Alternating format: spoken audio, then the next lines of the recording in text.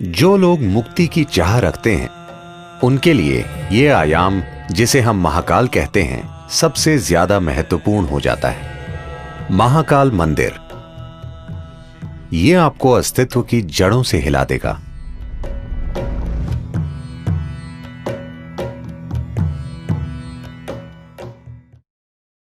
शिव एक ऐसे देवता हैं जिन्हें नाम नहीं देना चाहिए,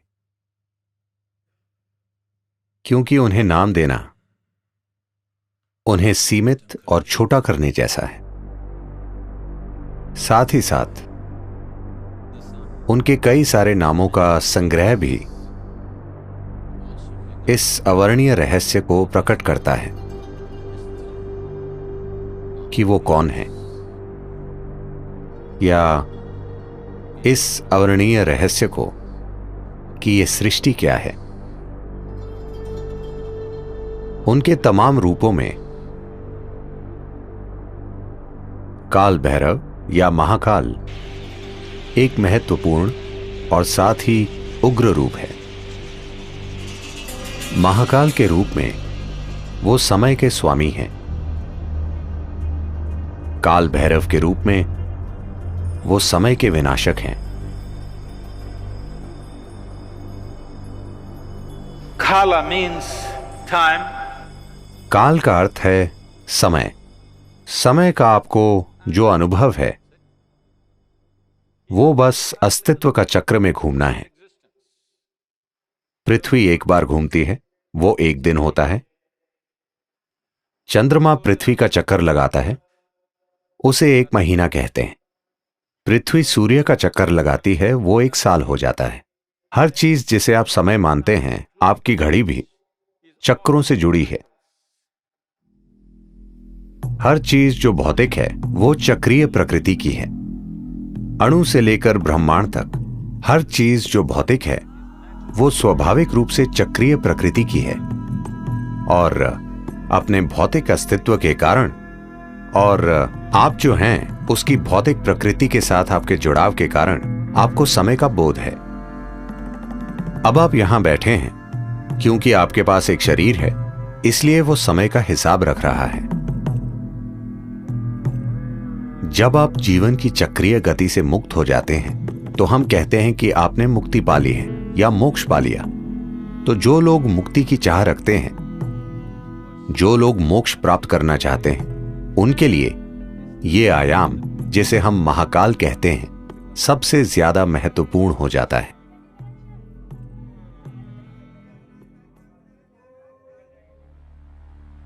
एक बार ऐसा हुआ, महान संत Shukracharya, Who was the guru for all the demons? जो दानवों के गुरु थे, उन्होंने शिव की भक्ति में घोर तपस्या की और शिव को प्रकट होना पड़ा। जब वे प्रकट हुए तो शुक्राचार्य ने अमर होने का वरदान मांगा। फिर शिव बोले, यह संभव नहीं है, जो भी जन्म लेता है उसे मरना पड़ता है, कुछ और मांगो। फिर शुक्राचार्य ने कहा, मुझे कायाकल्प की शक्ति दीजिए, जिससे मैं किसी भी तरह के घाव, किसी भी तरह की बीमारी को ठीक कर सकूं। मुझे ऐसी शक्ति दीजिए। शिव, जो परम उपचारक हैं, सभी जड़ी बूटियों और औषधियों के स्वामी होने के नाते, शुक्राचार्य को संजीवनी मंत्र दिया। वो मंत्र जो लोगों की किसी भी प्रकार की बीमारी या किसी भी तरह के घाव या चोट को ठीक कर सकता था। जब शुक्राचार्य को यह संजीवनी मंत्र मिल गया तो दानव बहुत ही निडर हो गए और वे युद्ध के बाद युद्ध छेड़ने लगे। सभी दानव जो युद्ध में जख्मी हो जाते थे, किसी भी तरह के गंभीर घाव से, शुक्राचार्य उन्हें संजीवनी मंत्र से ठीक कर देते थे। तो इस वजह से दानवों की सेना एक भी आदमी खोए बिना लगातार लड़ सकती थी। देवता बहुत चिंतित हो गए और उन्हें लगा कि यह बहुत अन्यायपूर्ण युद्ध है, क्योंकि आप चाहे कितना भी लड़ लें, वे मरते ही नहीं, मगर हम मर जाते हैं। तो वे ब्रह्म के पास गए। ब्रह्म ने हस्तक्षेप किया और शिव से कहा, आपने शुक्राचार्य को इस तरह की शक्ति दी है, आपको उन्हें मारना होगा, नहीं तो दुनिया में पूरी तरह असंतुलन आ जाएगा। in the world. दानव देवताओं के खिलाफ अनुचित फायदे में हैं। फिर शिव बोले, उन्हें मारने की कोई जरूरत नहीं है, मैं उन्हें काबू में कर लूंगा। तो जब देवों और दानवों का युद्ध चल रहा था, शुक्राचार्य मंत्र पढ़ रहे थे और सभी दानवों की चोटों और घावों को ठीक कर रहे थे। तभी सीमा के पार से एक खतरनाक जीव, एक राक्षसी जिसका नाम कृतिका था, एक भयानक रूप में प्रकट हुई। वो शिव की एक गण थी। उसने आकर शुक्राचार्य को अपनी कोख में खींच लिया और वे वहां एक भ्रूण की तरह रहे और वे काबू में आ गए। फिर देवताओं और दानवों के बीच संतुलन कायम हो गया। अधिक उचित और न्यायपूर्ण युद्ध लड़े गए। फिर ब्रह्म बहुत हैरान हुए और उन्होंने सोचा, सिर्फ महाकाल ही ऐसा कर सकते हैं।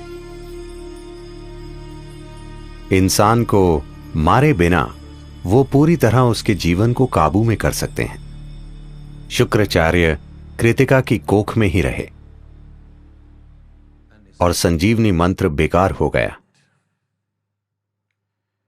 या दूसरे शब्दों में, महाकाल ने शुक्राचार्य के लिए समय को रोक दिया, जिससे वो आगे नहीं बढ़ सके।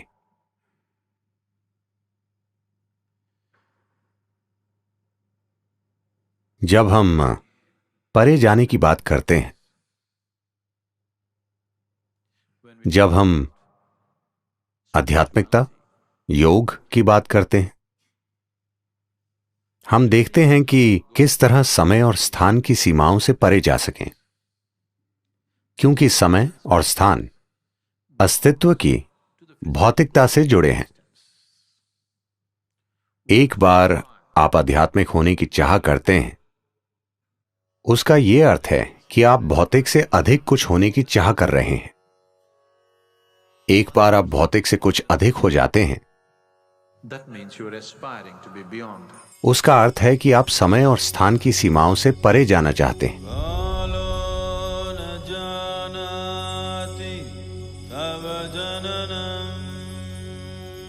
महाकाल मंदिर में जिस लिंग की प्राण प्रतिष्ठा की गई है, उसकी प्रकृति बेहद असाधारण है। यह आपको अस्तित्व की जड़ों से हिला देगा। यह प्राण प्रतिष्ठा वाकई अद्भुत है। इसका एकमात्र मकसद है कि ये किसी तरह आपको विलीन कर दे। इस मंदिर में पूरी तैयारी के साथ जाना चाहिए, क्योंकि यह बहुत शक्तिशाली है और कमजोर दिल वालों के लिए नहीं है। यह आपको अंदर से हिला देता है। हर दिन महाकाल को जो भेंट अर्पित की जाती है, वो शमशान से लाई गई ताजा राख है, क्योंकि उन्हें यही पसंद है और वो जैसे हैं उन्हें वैसा बनाए रखती है। दुर्भाग्य से मैंने सुना है कि We be getting so bloody civilized. हम इतने सभ्य होते जा रहे हैं, अब शायद कुछ आंदोलनकारियों के विरोध के कारण वो शमशान की राख का इस्तेमाल नहीं कर रहे हैं। दुर्भाग्य से वो गाय या बैल के गोबर का इस्तेमाल कर रहे हैं। ये सिर्फ संस्कृति से जुड़ी चीज नहीं है, इसके पीछे एक विज्ञान है।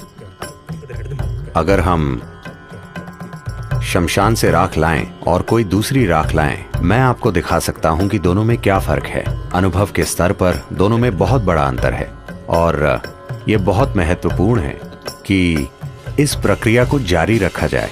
क्योंकि महाकाल का स्वभाव यही है।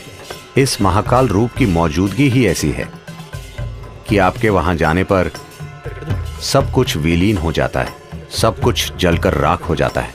इसका अर्थ है कि आप भौतिक से मुक्त हो जाते हैं। यह आपको परम मुक्ति की ओर ले जाता है। अगर आप इसे कोमलता से करना चाहते हैं तो हमारे पास यहां सब कुछ है। अगर आप उसे जबरदस्त तरीके से करना चाहते हैं, अगर आप वाकई जोर का धक्का चाहते हैं और आप कमजोर दिल वाले नहीं हैं, तो महाकाल मंदिर एक अद्भुत प्रक्रिया है।